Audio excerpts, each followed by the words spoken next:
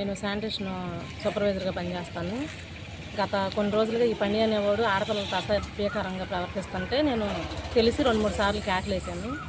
ఆ కేకలేసిన దాని మీద ఏంటంటే మొన్న సారోళ్ళు డిస్ట్రిబ్యూట్ చేయమని ఒక 54,000 మెడికల్ కాలేజీ నిమిత్తం అమౌంట్ ఇచ్చారు.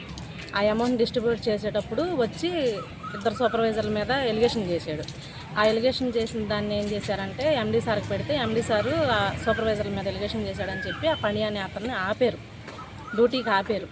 అయితే ఇవాళ రోజు మేము డ్యూటీకి వస్తే అది నేనే చేపించానని చెప్పి ఆ దుర్గాప్రసాద్, ఫణి, కమల, జన్నులక్ష్మి, పి దుర్గా, పి వెంకటలక్ష్మి వీళ్ళు అనేవాళ్ళు వచ్చి నువ్వే ఆపించావు అని చెప్పేసి నా మీద ఒకసారిగా దాడి చేసి నా చీర లాగటం, అసభ్యకరంగా బూతులాడటం చేయించుకుని లాగి బయటకు లాక్కొచ్చి మరి నా చీర లాగి మరి పంపించారు సార్ బయటికి. చీర లాగిన వాళ్ళు ఎవరు?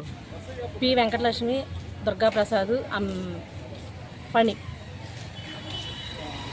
నాకు న్యాయం చేయండి సార్. బోరగడ్డ చక్రవర్తి, ఈ చక్రవర్తి వీళ్ళందరితో ఇలా చేపిస్తున్నాడు.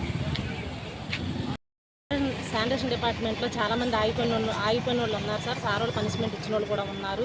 1-2 నెలలు పనిష్మెంట్ ఇచ్చినా మళ్ళీ డ్యూటీకి తీసుకుంటారు వాళ్ళు. అలాగే ఆ నిమిత్తం ప్రకారమే అతనికి ఆ పనిష్మెంట్ ఇచ్చారు. కానీ దాన్ని ఇలా మిస్బిహేవ్ చేసేసి వర్కర్స్ అందరికీ లేనిపోయిన మాటలు చెప్పేసి వాళ్ళని డ్యూటీలు ఆపిచ్చేసి ఎండీ సంస్థానానికే పచ్చ తీసుకొచ్చాడు సార్. హాస్పిటల్ భ్రష్టు పట్టించేశారు ఈరోజు.